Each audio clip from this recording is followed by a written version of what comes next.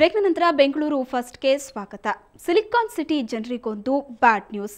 ವಿಧಾನಸೌಧ ಬಳಿ ನಡೀತಾ ಇರುವಂತಹ ಮೆಟ್ರೋ ರೈಲು ಕಾಮಗಾರಿ ಇನ್ನೂ 6 ತಿಂಗಳು ತಡವಾಗಲಿದೆ. ಹೀಗಂತ ಹೇಳ್ತಾ ಇರೋದು ಸ್ವತಃ ಮೆಟ್ರೋ ಅಧಿಕಾರಿಗಳು. ಇದಕ್ಕೆ ಕಾರಣ ಯಾರು ಅಂದ್ರೆ ಸರ್ಕಾರದ ಕಡೆ ಬೊಟ್ಟು ಮಾಡ್ತಿದ್ದಾರೆ.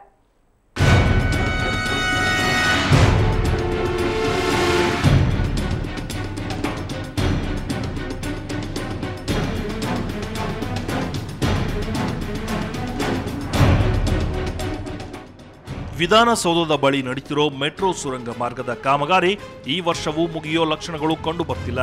ಕಳೆದ ಕೆಲವು ತಿಂಗಳಿಂದ ಕಾಮಗಾರಿ ವಿಳಂಬವಾಗಲಿದೆ ಅಂತ ಹೇಳ್ತಾನೆ ಬಂದಿದ್ದ ಬಿಎಂಆರ್ಸಿ ಅಧಿಕಾರಿಗಳು ಇವತ್ತು ಮತ್ತೆ 6 ತಿಂಗಳು ಮೆಟ್ರೋ ಕೆಲಸ ನಡೆಯೋದಿಲ್ಲ ಅಂತಿದ್ದಾರೆ. ಇದಕ್ಕೆ ಅಂಬೇಡ್ಕರ್ ಪ್ರತಿಮೆ ಸ್ಥಳಾಂತರ ವಿಳಂಬವೇ ಕಾರಣ ಅಂತಿದ್ದಾರೆ.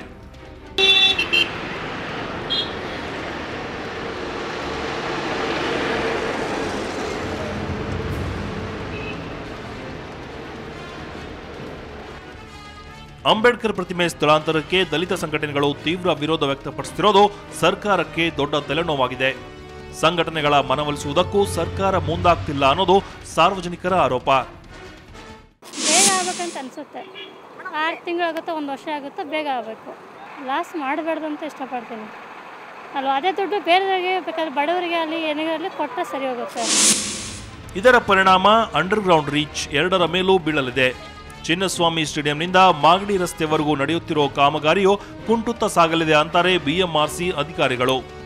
ಅಷ್ಟೇ ಅಲ್ಲ, 6 ತಿಂಗಳು ಕಾಮಗಾರಿ ವಿಳಂಬವಾದರೆ 100 ಕೋಟಿ ರೂಪಾಯಿಗೂ ಹೆಚ್ಚಿನ ಹೊರೆ ಬೀಳಲಿದೆ. ಈಗಾಗಲೇ ಮೆಟ್ರೋ ಅಂದಾಜು ವೆಚ್ಚ 976 ಕೋಟಿ ದಾಟಿದ್ದು ಇನ್ನೂ ಹೆಚ್ಚಾಗುವ ಸಾಧ್ಯತೆ ಇದೆ. ಅಭಿವೃದ್ಧಿ ದೃಷ್ಟಿಯಿಂದ ರಾಜ್ಯದ ಹಿತಕ್ಕಾಗಿ ಅಂದರೆ ದಲಿತರ ರೀತಿ ಯಾವರೇ ಆಯ್ತು, ಇದು ಒಂದು ನಮ್ಮ ದೇಶದ ಒಂದು ಅಭಿವೃದ್ಧಿ ಆಗಬೇಕಂದ್ರೆ, ನಮ್ಮ ನಗರದ ಅಭಿವೃದ್ಧಿ ಆಗಬೇಕಂದ್ರೆ ಸ್ಟ್ಯಾಚ್ಯೂ ಅದು ಏನೇ ಇದ್ರೂ ಸಮಸ್ಯೆನ ಅದನ್ನು ತೆಗೆದು ಮತ್ತೆ ಸ್ಥಳಾಂತರ ಮಾಡಿದ ಮತ್ತು ಅಲ್ಲೇ ಸ್ಥಾಪನೆ ಮಾಡಿದ ಮುಖ್ಯಮಂತ್ರಿ ಭರವಸೆ ಕೊಟ್ಟಿರುವಾಗ ಅದನ್ನು ದಲಿತವರು ತಮ್ಮ ಹೋರಾಟವನ್ನು ಕೈ ಬಿಡಬೇಕಂತ ನಮ್ಮ ಅಭಿಪ್ರಾಯ, ಜನರ ಅಭಿಪ್ರಾಯ. ತುಂಬ ತೊಂದರೆ ಆಗಿಬಿಡುತ್ತೆ. ಸಾವಿರಾರು ಜನ ಓಡಾಡ್ತಾ ಇರ್ತಾರೆ ಡೈಲಿ, ಏನು ಮಾಡೋಕ್ಕಾಗಲ್ಲ, ಸ್ಥಳಾಂತರ ಮಾಡಲೇಬೇಕು. ಒಟ್ನಲ್ಲಿ ಅತ್ತ ದಲಿತ ಸಂಘಟನೆಗಳ ಮನವೊಲಿಸಲಾಗದೆ, ಇತ್ತ ಮೆಟ್ರೋ ಅಧಿಕಾರಿಗಳಿಗೂ ದಾರಿ ತೋರಲಾರದೆ ಸರ್ಕಾರ ಇಕ್ಕಟ್ಟಿಗೆ ಸಿಲುಕಿದೆ.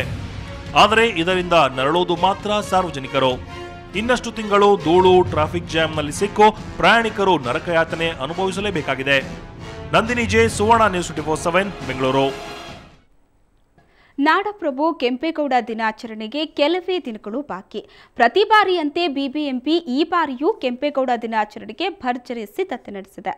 ಜೊತೆಗೆ ಕೆಂಪೇಗೌಡ ಪ್ರಶಸ್ತಿ ಪ್ರಕಟಣೆಗೂ ಸಿದ್ಧತೆ ನಡೆದಿದೆ. ಆದರೆ ಈ ವರ್ಷ ಕೇವಲ 25 ಗಣ್ಯರಿಗೆ ಮಾತ್ರ ಪ್ರಶಸ್ತಿ ಸೀಮಿತಗೊಳಿಸಲಾಗಿದೆ.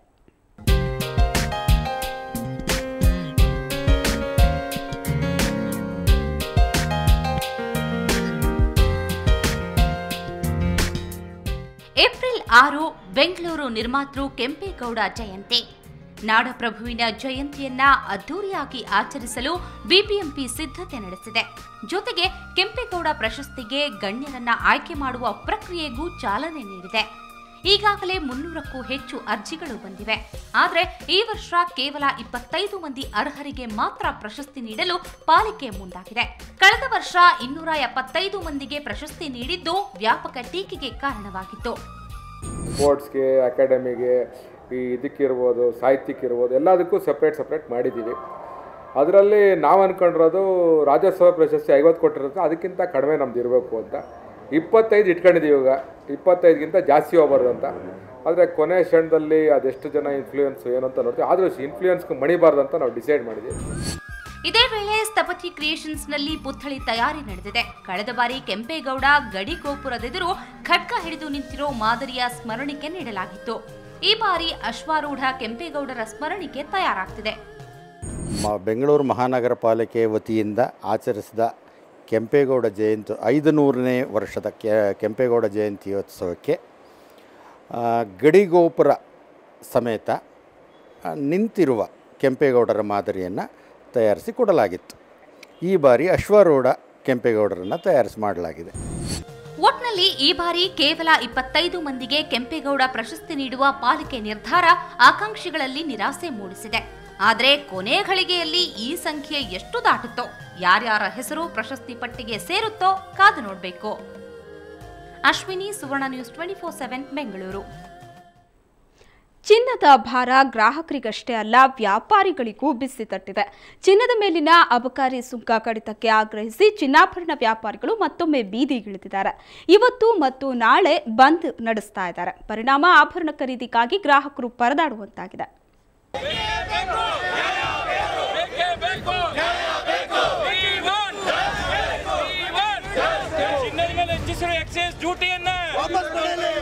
ರಾಜ್ಯದ ಚಿನ್ನಾಭರಣ ಮಾಲೀಕರು ಮತ್ತೆ ಕೇಂದ್ರದ ವಿರುದ್ಧ ತಿರುಗಿ ಬಿದ್ದಿದ್ದಾರೆ. ಚಿನ್ನದ ಮೇಲಿನ ಅಬಕಾರಿ ಸುಂಕ ಕಡಿತಕ್ಕೆ ಆಗ್ರಹಿಸಿ ಇವತ್ತು ಬೆಂಗಳೂರಿನಲ್ಲಿ ಮತ್ತೆ ಪ್ರತಿಭಟನೆ ನಡೆಸಿದರು. ಕರ್ನಾಟಕ ಜ್ಯುವೆಲರ್ಸ್ ಅಸೋಸಿಯೇಷನ್ ಮತ್ತು ದಿ ಜ್ಯುವೆಲರ್ಸ್ ಅಸೋಸಿಯೇಷನ್ ನೇತೃತ್ವದಲ್ಲಿ ಫ್ರೀಡಂ ಪಾರ್ಕ್ನಲ್ಲಿ ಪ್ರತಿಭಟನೆ ನಡೆಸಿದ ಮಾಲೀಕರು ಕೇಂದ್ರದ ವಿರುದ್ಧ ಆಕ್ರೋಶ ವ್ಯಕ್ತಪಡಿಸಿದರು.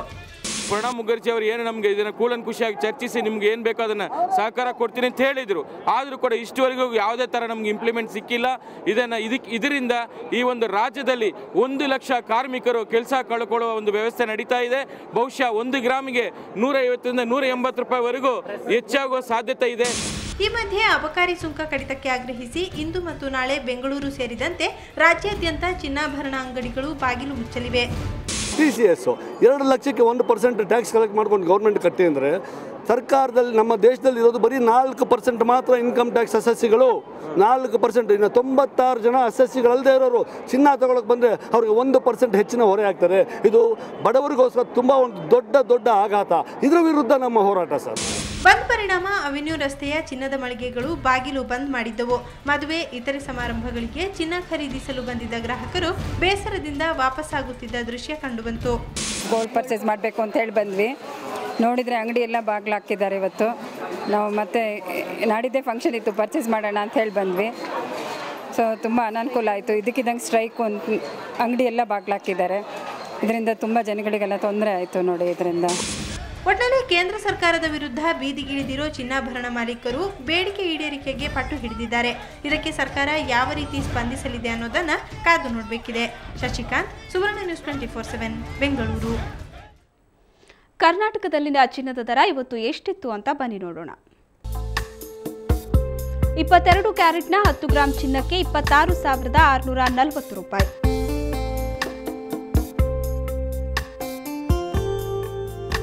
ಇನ್ನು 24 ಕ್ಯಾರೆಟ್ನ 10 ಗ್ರಾಂ ಚಿನ್ನಕ್ಕೆ 29,450 ರೂಪಾಯಿ. ನೆನ್ನೆ ದರಕ್ಕೆ ಹೋಲಿಸಿದ್ರೆ ಇಂದಿನ ದರದಲ್ಲಿ ಯಾವುದೇ ಬದಲಾವಣೆ ಆಗಿಲ್ಲ. ಅಣ್ಣಾ bond power star Puneeth Rajkumar ಅಭಿನಯದ ಬಹುನಿರೀಕ್ಷಿತ ಚಿತ್ರ. ಕೆಲವೇ ದಿನಗಳಲ್ಲಿ ಚಿತ್ರ ತೆರೆಗೆ ಅಪ್ಪಳಿಸಲಿದೆ. ಅದಕ್ಕೂ ಮೊದಲು ಅಣ್ಣಾ ಬಾಂಡ್ ಚಿತ್ರದ ಆಡಿಯೋ ರಿಲೀಸ್ ಆಗಿದ್ದು ಅಭಿಮಾನಿಗಳ ಮನ ತಣಿಸಲಿದೆ.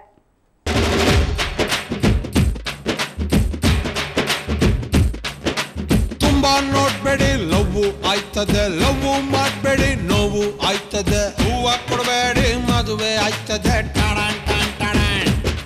ಪವರ್ ಸ್ಟಾರ್ ಪುನೀತ್ ಮತ್ತು ಸೂರಿ ಕಾಂಬಿನೇಷನ್ನ 2ನೇ ಬಹುನಿರೀಕ್ಷಿತ ಚಿತ್ರ ಅಣ್ಣಾ ಬಾಂಡ್ ಈಗಾಗಲೇ ಸಾಕಷ್ಟು ಕುತೂಹಲವನ್ನ ಮೂಡಿಸಿದೆ.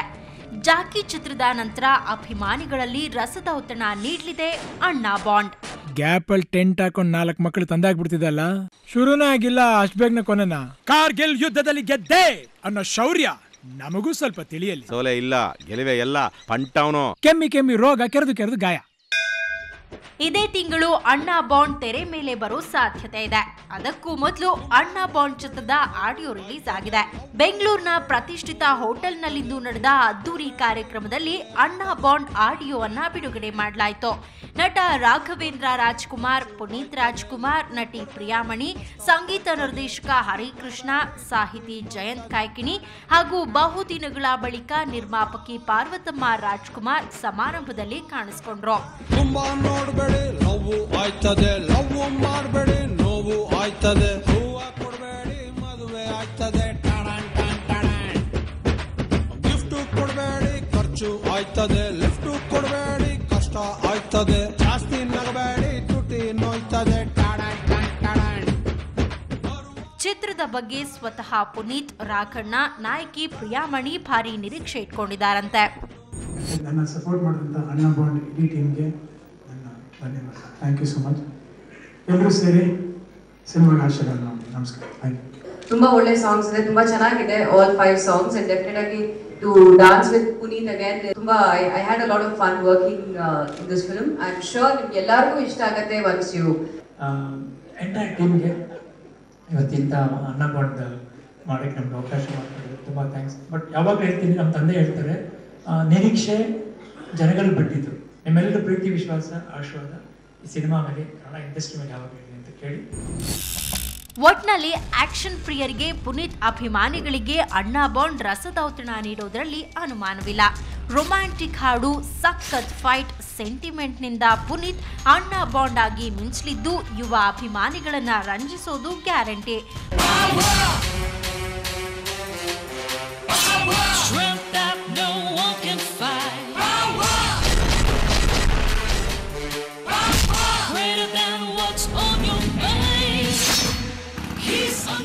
ಬ್ಯೂರೋ ರಿಪೋರ್ಟ್, ಸುವರ್ಣ ನ್ಯೂಸ್ 24/7 ಬೆಂಗಳೂರು. ಇದು ಇವತ್ತಿನ ಬೆಂಗಳೂರು ಫಸ್ಟ್. ಕ್ಷಣ ಕ್ಷಣದ ಸುದ್ದಿಗಾಗಿ ನೋಡ್ತಾ ಇರಿ ಸುವರ್ಣ ನ್ಯೂಸ್.